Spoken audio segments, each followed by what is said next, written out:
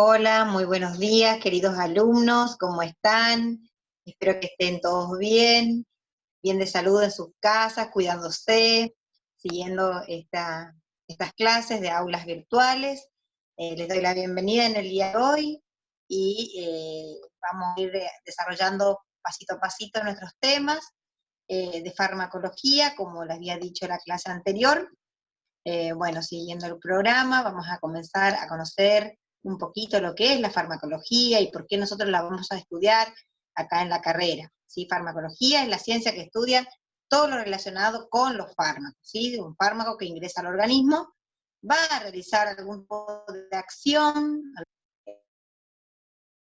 y luego de eso debe ser eliminado. Nosotros vamos a estudiar todo ese recorrido que realiza. Con la farmacología, en radiología tiene su relevancia, porque nosotros nos dedicamos a estudiar lo que son los medios de contraste radiológico, como les decía la vez pasada. Bueno, ahora vamos a desarrollar las clases, ¿sí? Vamos a ver una clase introductoria de conceptos y temas esenciales que ustedes deben conocer.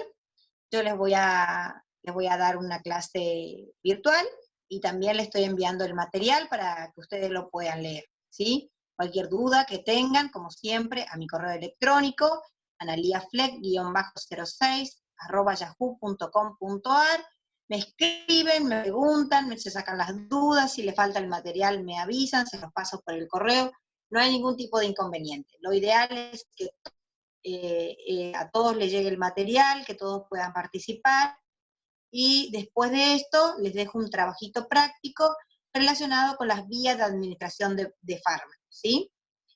Para que ustedes los puedan resolver en sus casas y me lo puedan enviar al correo para que yo los pueda ver y pueda darle el ok, y también para que ustedes lo tengan como material de estudio. Bueno, vamos a ir desarrollando nuestra clase.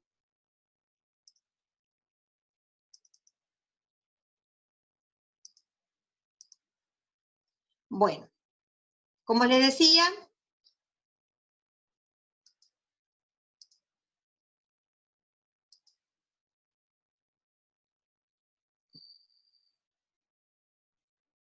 vamos a desarrollar nuestra clase de farmacología. Bien, farmacología es la ciencia que estudia todo lo relacionado con los fármacos. El estudio de los mecanismos de acción de un fármaco, la respuesta del organismo, los cambios que se producen a lo largo del tiempo. Incluye las características que tiene el fármaco, de qué manera se lo produce, de dónde deriva, las interacciones farmacológicas, es decir, qué sucede cuando un paciente consume un fármaco 2 o más al mismo tiempo, cómo influye sobre las células, qué cambios o efectos va a hacer sobre las células, dónde va a actuar, sobre los tejidos, los órganos y el organismo, ¿sí? Entonces la farmacología abarca un montón de sectores y situaciones donde el fármaco es el principal protagonista. La farmacología es una ciencia amplia que necesita no solamente del estudio del fármaco, sino que también necesita de otras ciencias, como es la bioquímica, la biología, la toxicología, porque los fármacos producen, además de sus efectos beneficiosos, también pueden producir efectos tóxicos en el organismo, sino que también de la farmacocinética, la farmacodinámica, la farmacognosia, que estudia los fármacos de origen natural.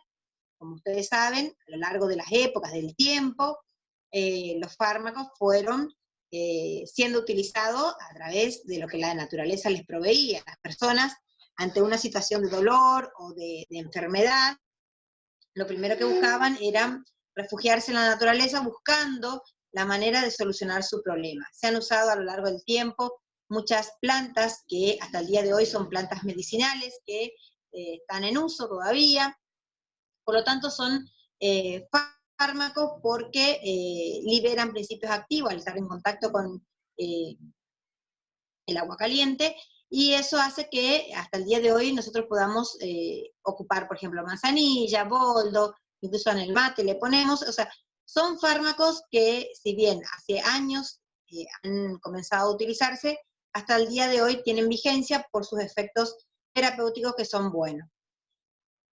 Bueno, nosotros vamos a definir lo que es un principio activo. Justamente, principio activo es una sustancia que actúa, ¿sí?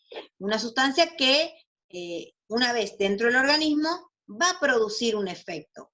Un principio activo sería, por ejemplo, la aspirina, el ibuprofeno, el hierro, levonorgestrel en el caso de los anticonceptivos, aspirina, paracetamol, que hoy por hoy está muy utilizado, el tema del dengue, usamos mucho el paracetamol. Eso sería su principio activo, ¿sí?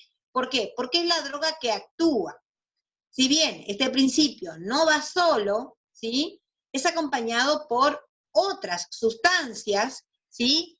Que forman una formulación o forman una sustancia que tiene una forma farmacéutica, ¿sí? El principio activo a lo mejor va en mínimas proporciones o cantidades. Por ejemplo, el diclofenac 75. El diclofenac es el principio activo que va a actuar, y 75 miligramos es la cantidad de droga. Fíjense ustedes, 75 miligramos es una mínima cantidad, y yo no la puedo manipular con la mano, entonces lo que tengo que hacer es recurrir a tener, digamos, otras sustancias que lo acompañen. Yo siempre pongo el ejemplo de un bizcochuelo. Nosotros cuando hacemos un bizcochuelo, no lo hacemos solamente con los huevos. Agregamos huevos, agregamos leche, azúcar, manteca, ¿sí? Y le agregamos harina. ¿Para qué la harina? Para que darle una forma, ¿sí? Para que darle volumen. Bueno, en los medicamentos sucede lo mismo. El principio activo es el que actúa, que generalmente está en pequeñas cantidades. Luego se le agregan otros participantes de esa fórmula para darle una determinada forma farmacéutica. Si nosotros miramos acá, fármaco, ¿sí? Es ya el principio activo con una forma farmacéutica. Vemos cápsulas, vemos comprimidos, vemos pomadas, ¿sí? Vemos inyectables, ¿sí? Un montón de formas farmacéuticas que fue adquiriendo ese principio activo, ¿sí? Puede estar en solución, puede estar con sustancias secas, ¿sí? O en forma de sólidos, como son los comprimidos, en sueros, ¿sí? En inyectables. Y cuando ese principio activo más el fármaco, es decir, el principio activo con una forma farmacéutica, es empaquetado, entonces forma lo que se llama medicamento, porque ya es a nivel industrial, ¿sí? Ya tiene una caja, tiene una apariencia, tiene un laboratorio detrás que avala esto farmacológico de principio activo. Podemos entonces a fármaco que introducida a un organismo es de modificar una de sus funciones, ya sea aumentando, disminuyendo, inactivando o reemplazando algunas de sus funciones, con el objetivo de dar enfermedades, tratar enfermedades, ¿sí? Cuando de prevenir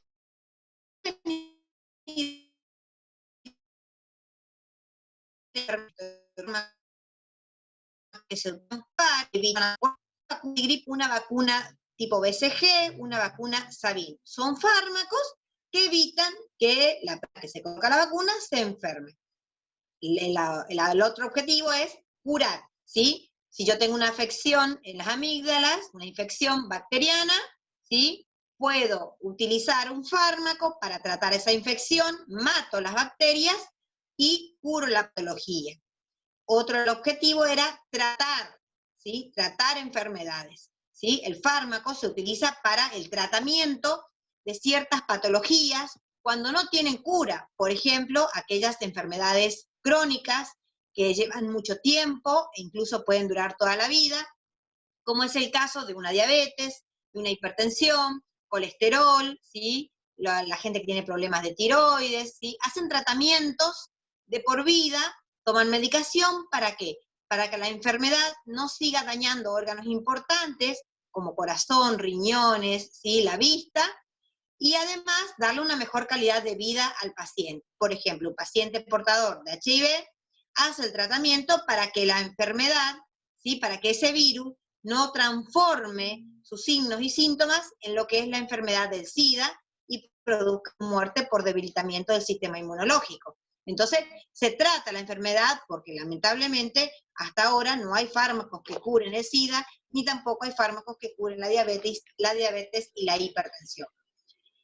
Bueno, eso sería la definición de fármaco. Disculpen, me olvidé la última parte, y la más importante para nuestra carrera, la del diagnóstico de enfermedad, ¿sí? Nosotros utilizamos en radiología fármacos como los medios de contraste radiológicos, ya sea sulfato de bario o los compuestos yodados, para diagnosticar enfermedades. Nosotros en un colon por enema utilizamos sulfato de bario y lo introducimos por la vía rectal, verificamos si en la zona del colon, ¿sí?, hay algún tipo de alteración fisiopatológica que pueda estar causando una enfermedad al paciente, ¿sí? Entonces, los medios de contraste nos sirven para diagnosticar enfermedades. Así que eso sería la definición de fármaco. Bien. Un paciente, ¿sí?, bajo una determinada reglamentación. Tiene que ver con la dosis y la posología. La dosis es la cantidad de fármaco que se va a administrar. Podríamos decir, ibuprofeno 400 miligramos, ¿sí? Ibuprofeno 600 miligramos. Ibuprofeno 5 mililitros, en el caso de un paciente pediátrico, ¿sí? Y la posología es la frecuencia o tiempo entre dosis y dosis. Por ejemplo, si el médico me dice tomar una amoxicilina cada 8 horas, ¿sí? O tome un paracetamol cada 6 horas. Eso sería la posología. Es el tiempo en que yo voy separando una dosis de otra. Como les decía anteriormente, la farmacología tiene diferentes tipos de ramas, entre esas la toxicología, que estudia los efectos tóxicos de los fármacos. ¿Y por qué ponemos los efectos tóxicos? Porque los fármacos, a pesar de que nosotros los utilizamos para que tengan un efecto farmacológico beneficioso, también implican un riesgo. Pongamos de ejemplo un medio de contraste. Supongamos que nuestro paciente se va a realizar un urograma excretor, que es un estudio donde yo inyecto un medio de contraste radiológico a través de la sangre para estudiar el árbol urinario.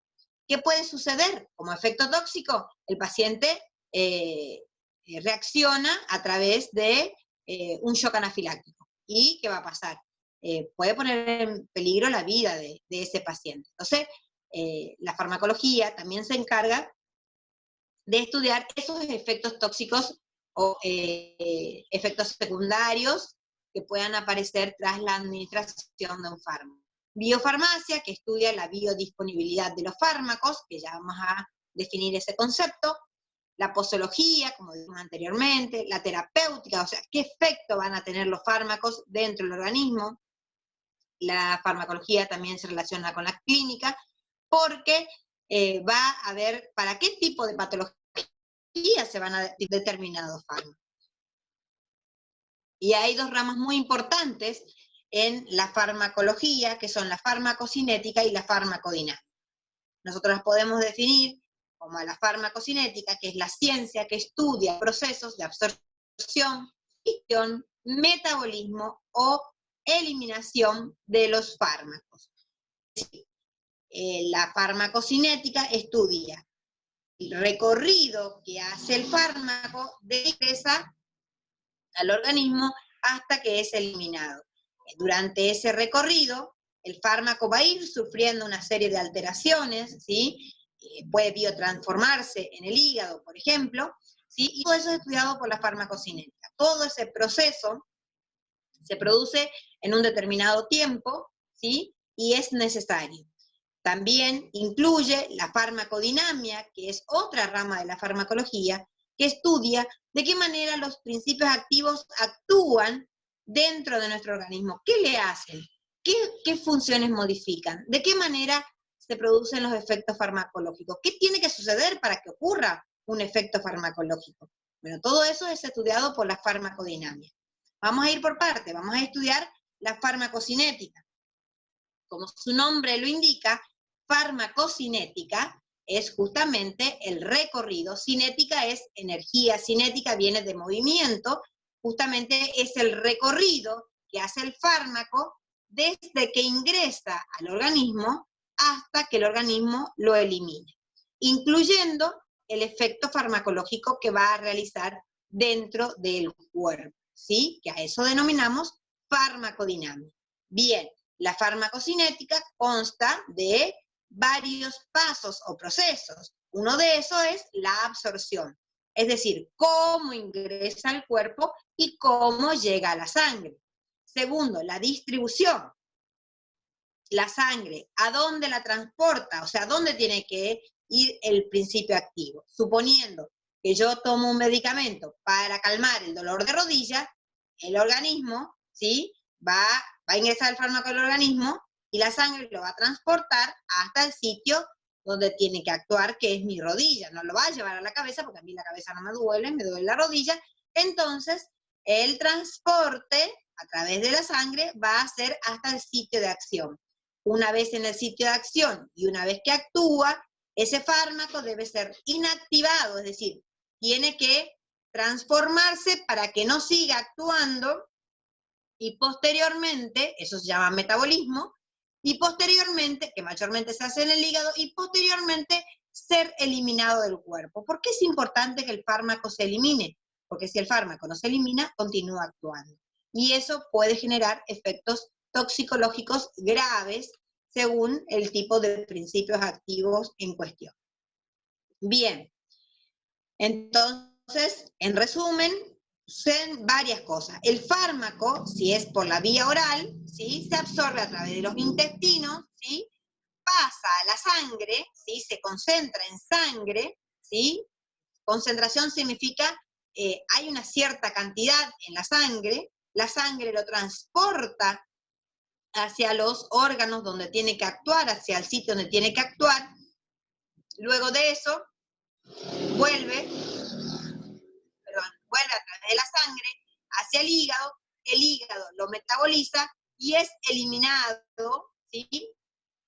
A través del proceso de excreción, ¿sí?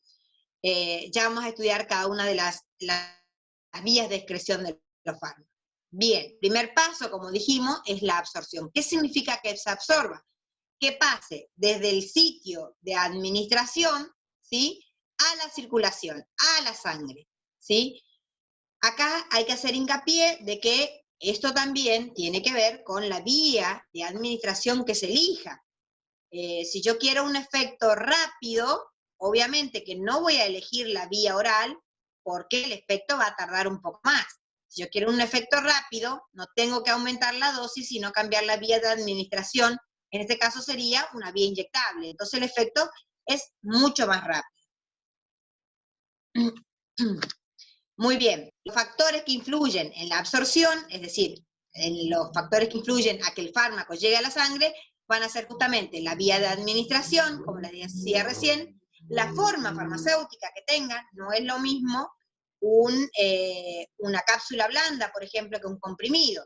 La cápsula blanda tiene un efecto más rápido, ¿sí? Porque justamente es una capsulita que una vez que ingresa, se humedece al ingresar a la boca con la saliva, se desarma y empieza ya a liberar el principio activo que se encuentra en su interior en forma líquida. Si yo tengo que comparar, por ejemplo, una pastilla o un comprimido con un bebible, obviamente la forma farmacéutica bebible va a actuar más rápido, porque el principio activo ya está disuelto ya en, digamos, ya está disuelto, no hay necesidad de que se desarme el comprimido y todo lo demás. La acidez y la alcalinidad del estómago tienen muchísimo que ver, porque si es por la vía oral, el comprimido que llega al estómago puede sufrir alguna reacción química. Ustedes saben que en el estómago hay sustancias como enzimas, proteínas, hay ácidos, como el ácido clorhídrico, que pueden degradar a los fármacos y los pueden inactivar y de esta manera no van a llegar en la cantidad suficiente a la sangre y ejercer el efecto farmacológico. ¿Sí? Tiene que ver también con la motilidad intestinal, si una persona con tránsito lento va a tardar obviamente más, perdón, que llegue el principio activo a la sangre. Y factores patológicos, si hay alguna patología, si la persona tiene úlceras, todo eso depende también como factor a cuando el fármaco se va a absorber. Como dijimos, para que el fármaco sea para el cuerpo, de qué forma va a ingresar, diferentes vías de administración de acuerdo a la forma farmacéutica que tengamos. Por ejemplo, vía intestinal, la vía oral, que es a través de la boca, la sublingual, que es debajo de la lengua, que tiene un efecto más rápido que la oral, porque evita el paso por el estómago directamente al ponerlo debajo de la lengua. Como tengo gran cantidad de vasos sanguíneos, capilares sanguíneos, el fármaco se desarma, libera su principio activo que pasa automáticamente a la sangre. Y por sonda nasogástrica en el caso que sea una alimentación nasogástrica. Vía tópica puede ser a través de mucosas como la oftálmica, la rectal, la vaginal o la nasal, ¿sí? A través de la piel, que sería la forma dérmica, parenteral, es decir, a través de, utilizando inyectables, puede ser intradérmica, subcutánea, intramuscular, endovenosa, intracardíaca, intrarraquídea, intraarticular, ¿sí? Son diferentes formas donde el fármaco llega al torrente sanguíneo, o sea, o llega al organismo para después llegar al torrente sanguíneo y poder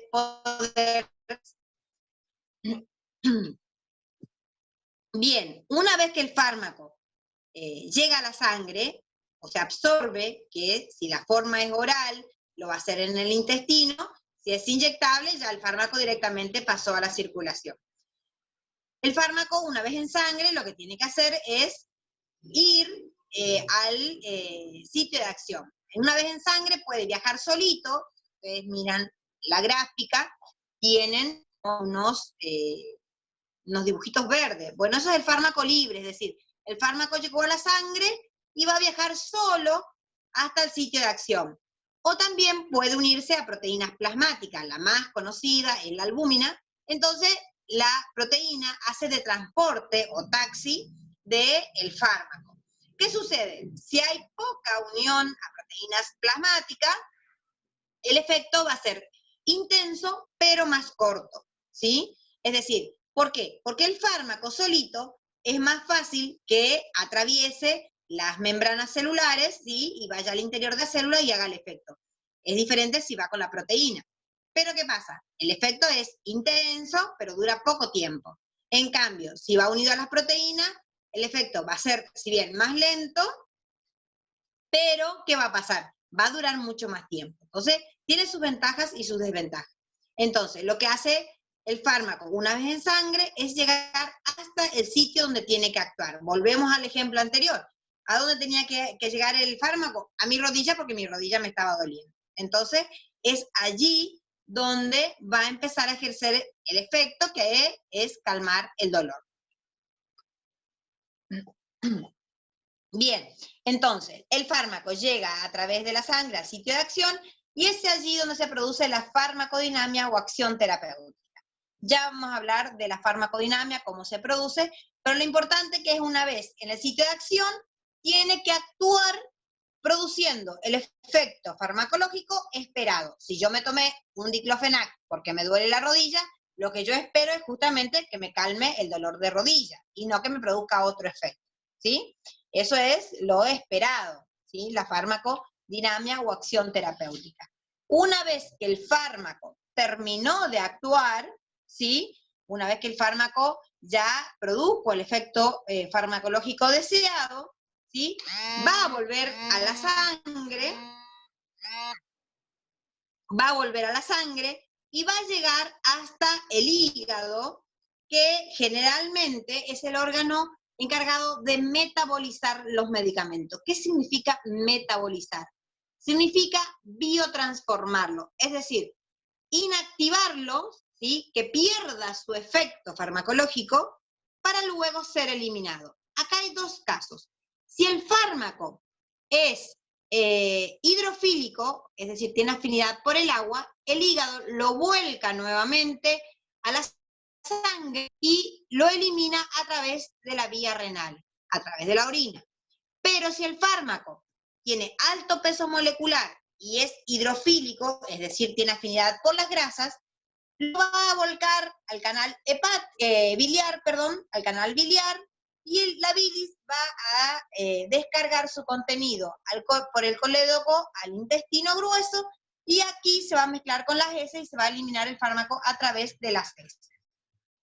Sería ya la forma de eliminación. Pero acá lo importante es que el metabolismo, ¿sí?, o la degradación del fármaco o la inactivación está hecha por el hígado. Hay otros órganos que son órganos que actúan como metabolizadores. Uno de esos es el pulmón, por ejemplo, para el caso de los fármacos que actúan en la vía respiratoria, ¿sí? Entonces, en ese caso también serían fármacos encargados de producir algún tipo de biotransformación en los fármacos. En resumen, la biotransformación de los fármacos es un proceso específico, ¿sí? En el hígado actúan muchísimas enzimas que biodegradan a los fármacos, se da en forma unidireccional, o sea, no puede volver el fármaco atrás. Es un sistema de detoxificación que puede generarse en diferentes tipos de órganos. Se considera un mecanismo también de defensa porque transforma los fármacos inactivándolos para su posterior eliminación y para que no continúe el efecto farmacológico. Y esto se da en dos fases que se dan en forma simultánea y se pueden dar de manera independiente también. Esta biotransformación es irreversible, ¿sí? Una vez que el fármaco se inactiva, automáticamente es volcado al torrente sanguíneo, en el caso de los hidrofílicos, para ser eliminado por los riñones u otra vía, y en el caso de la orina, también por la vía biliar fecal, es decir, el hígado vuelca el fármaco al conducto biliar y posteriormente al colédoco para ser eliminado por las heces. Y también otras vías pueden ser la lactancia materna, es decir, los fármacos son eliminados a través de la leche materna, ¿sí? Realmente son aquellos fármacos que no han sido inactivados. Pueden ser eliminados también a través del sudor o transpiración, a través de las lágrimas, si la vía de administración fue la mucosa lagrimal, o sea, la vía tópica. La respiración pulmonar, si ustedes alguna vez le ha tocado hacerse un test de alcoholemia, vieron que se produce soplando un aparatito para verificar el grado alcohólico. Bueno, es una forma de eliminación. Muchos fármacos, sobre todo aquellos que se utilizan en formas de PAF, por ejemplo, se elimina a través de la respiración pulmonar, a través de la saliva y, algo muy importante, a través del embarazo. Si bien esto no es una vía de eliminación, lo que quiero recordar es que los fármacos que una mamá embarazada consume pueden atravesar la placenta y ejercer un efecto farmacológico sobre el feto que se está desarrollando en su cuerpo, ¿sí? De esta manera, esos fármacos pueden incluso causar efectos teratogénicos, es decir, efectos graves en el organismo que pueden poner en riesgo la vida del feto o causar un aborto espontáneo. Por eso es muy importante tener en cuenta la toma de medicamentos a la hora de una mujer embarazada. Muy bien. Habíamos dicho, ¿se acuerdan hoy?, que el fármaco, una vez que llegaba al sitio de acción, ¿sí?, donde tiene que actuar, que el ejemplo seguimos con el arroz, va a ejercer la acción farmacológica, va a producirse el efecto esperado, ¿sí? La farmacodinamia. La farmacodinamia es las acciones y los efectos de los fármacos, ¿sí? De qué manera el fármaco va a actuar y qué efecto va a producir en el organismo. El objetivo es reconocer la interacción del fármaco a nivel molecular, o sea, a nivel de las moléculas celulares, qué efecto o qué cambio se va a producir. una vez aplicada la dosis, se va a producir una variabilidad farmacocinética por el recorrido que va a producir o que va a generar el fármaco dentro del organismo, llega a la sangre y en el sitio de acción se va a producir una variabilidad farmacodinámica, que es el efecto farmacológico. Es el efecto esperado, ¿sí?, que tiene que producirse en el sitio de acción. En el sitio de acción, el fármaco, de acuerdo a su afinidad y de acuerdo a su estructura química, va a encontrarse con receptores farmacológicos. El fármaco puede actuar a nivel de la membrana plasmática de la célula, ustedes miran acá, tenemos la célula, o también puede actuar en el interior de la célula generando esos cambios esperados, ¿sí? Un fármaco entonces puede, si tiene que ingresar hacia la célula, generalmente lo hace a través del transporte proteico, ¿sí? Una proteína lo transporta hacia el interior, o también puede tener receptores de superficie, ¿sí? Es decir, actuar sobre la célula y mandar esa acción, esa información hacia el interior. Bien, una vez que el fármaco, si nosotros tomamos la parte verde como una célula y la parte celeste como un fármaco, el fármaco va a unirse al receptor que está en la célula, ¿sí? Y va a producirse un complejo fármaco-receptor. Este complejo se produce en forma reversible, es decir, se produce por un tiempo mientras dure la acción y posteriormente, ¿sí?, se van a separar para que el fármaco vaya al hígado, se metabolice y se elimine. Entonces, se forma una atracción entre el fármaco y su receptor que tienen que tener aproximadamente su misma forma. Es decir, es como una llave y una cerradura. ¿Se acuerdan cuando veíamos enzimas? Bueno, lo mismo sucede el fármaco con su receptor. El fármaco tiene que encastrar perfectamente con su receptor. Una vez que se produce esa unión, que es en el momento es fuerte, pero no es que dura todo el tiempo. Es fuerte, dura el efecto y después el fármaco se separa de su receptor y vuelve al torrente sanguíneo.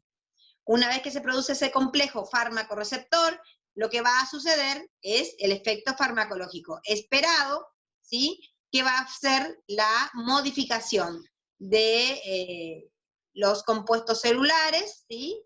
Puede ser que active una reacción química, puede ser que anule una reacción química, puede ser que aumente un efecto o una acción de una sustancia endógena, ¿sí? Cada fármaco tiene su finalidad. Este complejo que se formó, se llama ligando receptor, ¿sí?, es el que se va a formar y va a llevar al interior de la célula una respuesta farmacológica. Acá les muestra el ejemplo de la droga, por ejemplo, omeprazol, que es muy conocida, se utiliza como un antiácido, ¿sí? En realidad lo que hace el omeprazol es evitar la acidez porque bloquea la bomba de protones, ¿sí? La bomba de protones tiene que ver con la fabricación o la liberación de ácido clorhídrico dentro del estómago, ¿sí? Cuando una persona tiene dañada el estómago, libera ácido clorhídrico por la situación misma del estómago, pero si está dañado, eso produce acidez, un ardor que puede ser muy intenso o provocar úlcera. Entonces puede tomar omeprazol, un fármaco que inhibe, ¿sí? Fíjense ustedes, lo que hace el omeprazol es inactivar la bomba de protones, entonces no se produce ácido clorhídrico y eso tampoco genera acidez. De esa manera es una forma de bloquear, ¿sí?, la bomba de protones y evitar acidez. ¿Sí? Es un ejemplo. Bueno, decíamos anteriormente que para que se produzca el efecto farmacológico, el fármaco debe unirse a su receptor. ¿De qué manera se va a unir? Entre el fármaco y su receptor tiene que haber cierta afinidad, es decir, es la capacidad de unirse el fármaco al receptor específico. ¿Se acuerdan que les decía? Es como la llave y la cerradura. Si yo pongo una llave que no corresponde a su cerradura, no voy a poder abrir la puerta. En este caso, hay afinidad del fármaco con su receptor porque son estructuralmente ¿sí? Parecidos. Entonces, ese fármaco va a encajar perfectamente en ese receptor para que se produzca esa unión o ese complejo.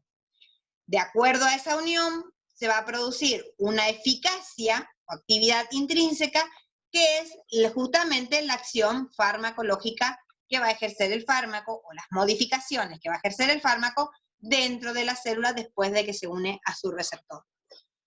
Entonces, podemos definir afinidad como la capacidad que posee un fármaco para unirse o fijarse a un receptor específico y formar el complejo receptor.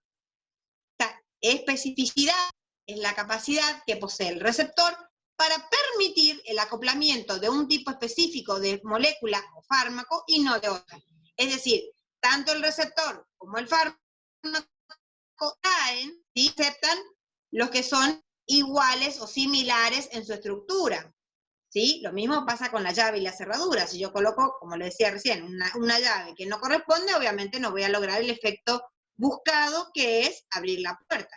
En este caso lo mismo. Tanto el receptor que está en la célula como el fármaco, ambos se atraen. Si uno de los dos no corresponde, no se va a producir el efecto farmacológico porque no se va a producir el complejo fármaco-receptor. Entonces, la eficacia es la capacidad que tiene un fármaco para producir el efecto terapéutico deseado, es decir, la respuesta máxima, que sería, en mi caso, calmar el dolor de rodilla. La potencia es la capacidad que tiene un fármaco para producir una respuesta máxima a una menor dosis o concentración. ¿Qué significa esto? Yo puedo decir que para mí 75 miligramos de diclofenac tienen la potencia necesaria para calmar este dolor. Tal vez otra persona necesite un fármaco de 100 miligramos de diclofenac. Lo mismo el ibuprofeno. Hay personas que con 400 miligramos de ibuprofeno pueden calmar un dolor. En cambio, otras necesitan 600 miligramos. Esto tiene que ver muchas veces con las características de cada paciente, obviamente. Por eso, la eficacia está relacionada con la potencia. O sea, a la menor dosis que utilice yo para producir el efecto buscado o deseado, en ese caso, para mí ese fármaco tiene esa potencia y es eficaz. De esto surgen dos conceptos importantes, el de fármacos agonistas y antagonistas. ¿Qué es un fármaco agonista? Un fármaco agonista es aquel que tiene afinidad por su receptor, es decir, llega al sitio de acción, se une a su receptor, ¿sí? Forman el complejo fármaco-receptor y como consecuencia producen un efecto terapéutico deseado o buscado, ¿sí? El fármaco antagonista es todo lo contrario, es un fármaco que presenta una estructura similar al del sitio de acción, o sea, hay afinidad, encajan perfectamente, pero lo que hace solamente es bloquear el lugar que es de otra sustancia, generalmente de una sustancia que está dentro de mi organismo y está causando un desorden. Entonces, utilizamos el fármaco antagonista para bloquearle el receptor de otra sustancia. Por ejemplo, un antigripal, ¿sí? Un antihistamínico. Cuando nosotros utilizamos un antihistamínico para las alergias, el antihistamínico lo que hace es justamente bloquear el efecto que tiene la histamina sobre sus receptores H1, H2 y H3. Entonces bloquea, ocupa esos receptores y la histamina no los puede ocupar. Por lo tanto, evitamos el chorriz, el lagrimeo, el estornudo, ¿sí? Que son los síntomas que produce la histamina en una reacción alérgica cuando nosotros nos exponemos a un alergeno, ¿sí? Ya vamos a ver también cuando veamos shock anafiláctico cómo actúa la histamina.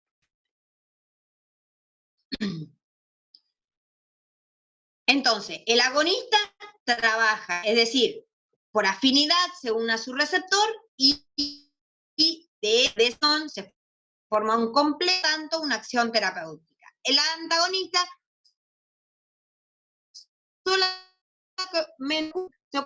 se cruza de brazos, es decir, no hace nada, no tiene un efecto terapéutico en la célula, no modifica nada de la célula, solamente evita que otra sustancia que sí pertenece a ese receptor lo ocupe y puede producir alguna alteración celular.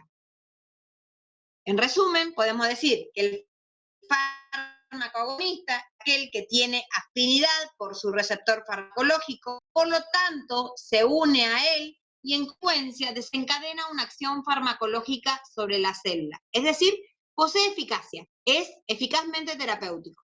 El fármaco antagonista es aquel que posee afinidad por el receptor farmacológico, se une a él, pero solo el lugar sitio que pertenece a otra sustancia. No produce un efecto terapéutico o modificación dentro de la célula, ¿sí? Solamente bloquea un receptor de la sustancia que es del organismo, es endógeno.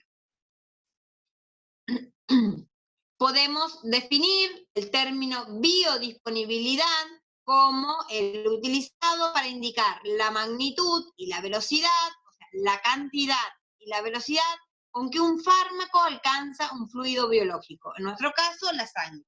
La biodisponibilidad se mide en porcentajes, es la concentración que alcanza un fármaco al llegar al torrente sanguíneo. ¿Se acuerdan que hoy cuando vimos farmacocinética dijimos que el fármaco entraba por la boca y tenía que llegar a la sangre, donde se producía la absorción, es decir, en los intestinos, el fármaco que ingresaba por boca llegaba a la sangre, ¿sí?, a través del intestino delgado. Muy bien, esa absorción va a estar determinada por las características del paciente, las características del fármaco, y una vez en sangre yo puedo medir qué cantidad llegó. Es decir, si yo consumo, por ejemplo, 400 miligramos de ibuprofeno, no van a llegar los 400 miligramos de ibuprofeno, va a llegar un poquitito menos, tal vez 300. ¿Por qué? Porque si lo consumí vía oral, al llegar al estómago, los mismos ácidos y sustancias, enzimas que hay en el estómago, lo degradan, es decir, ya lo van inactivando.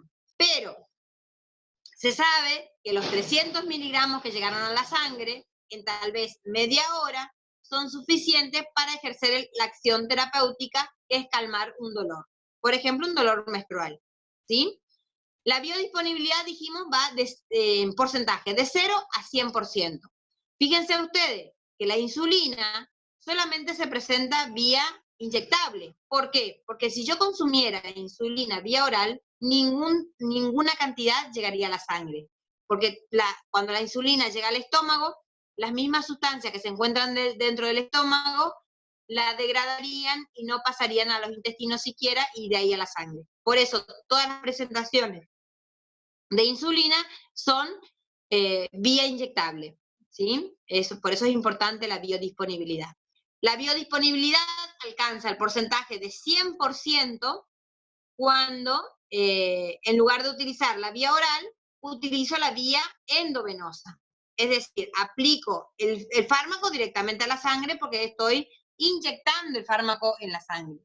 Por eso, cuando una persona quiere lograr un efecto terapéutico rápido, lo más ideal es que en lugar de aumentar la dosis de fármaco, porque le duele mucho, en lugar de tomar 2 comprimidos juntos, lo que tiene que hacer es cambiar la vía de administración, ¿sí? Porque la vía inyectable, endovenosa, es mucho más rápida que la vía oral. Si yo me tomo una pastillita, va a tardar por lo menos media hora, 40 minutos, hasta que llegue a la sangre y la sangre la lleve al sitio de acción, ¿sí? Si me tomo 2, va a tardar el mismo tiempo. Si me tomo 3, también va a tardar 40 minutos.